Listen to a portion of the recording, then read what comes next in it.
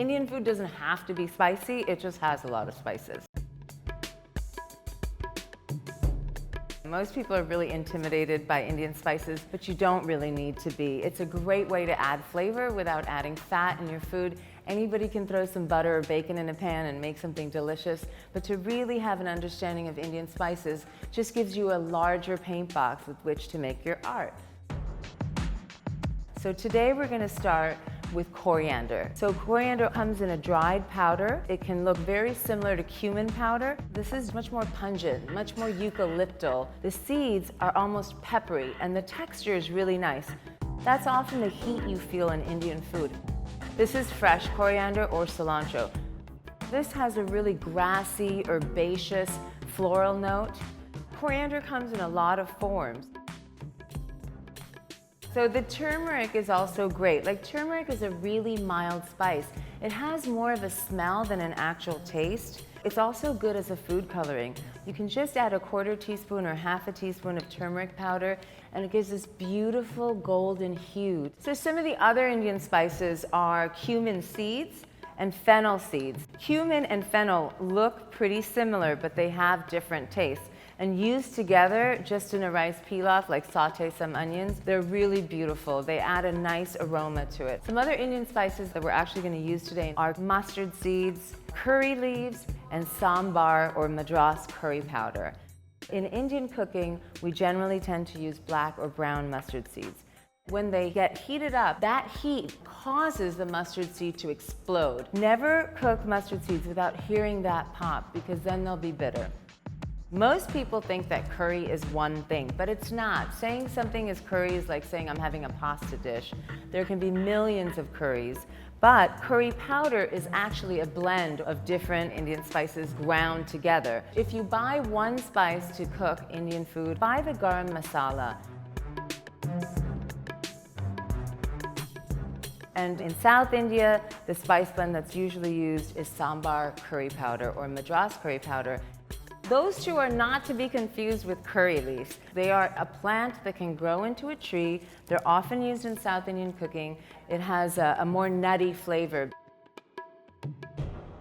So today we're going to do a dish with Chinese long beans and black-eyed peas.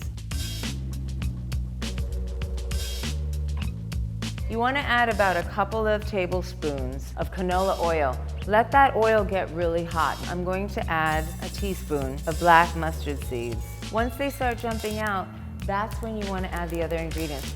We're adding a cup of diced onions, a few cloves of garlic, as well as some fresh minced ginger. And basically you just want to saute these and add 6 to 8 curry leaves and just break them up. This will release the oils that are within the flesh of the leaves. If you wanted to add cumin seeds or even fennel for a nice sweet crunch, now would be the time to do it. So you want to cook the tomato down just until it breaks up and loses its shape. This should take about 5 to 7 minutes. Then you just want to add a little bit of salt. Not too much, but I like to add the salt in stages.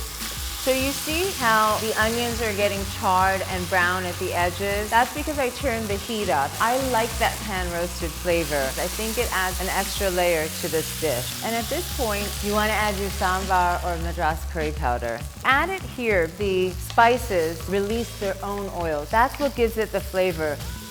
So I've turned the heat down a little bit, but you can see how it cooks down into this beautiful vegetable stew. And again, it's not meant to be heavy, it's supposed to be flavorful. If you really wanted to be a little more extravagant, you could add a pat of butter to this. Once the tomatoes have cooked down and fallen apart, you're going to add your Chinese long beans, because those are fresh and they do take a little bit of time. They take more time than haricot vert or green beans to cook. This dish can be made a number of ways. This could be like just a template for a recipe with one kind of bean or legume and one kind of green vegetable. So you should cover this and let it cook for about 15 to 20 minutes. I don't mind adding a little bit extra water because the black-eyed peas will absorb water. And again, you want to serve this over rice or couscous, and you want a little bit of gravy. Here is when you add the final second half of salt, so the whole dish is salted. And just salt a little bit as you go. You can always add more.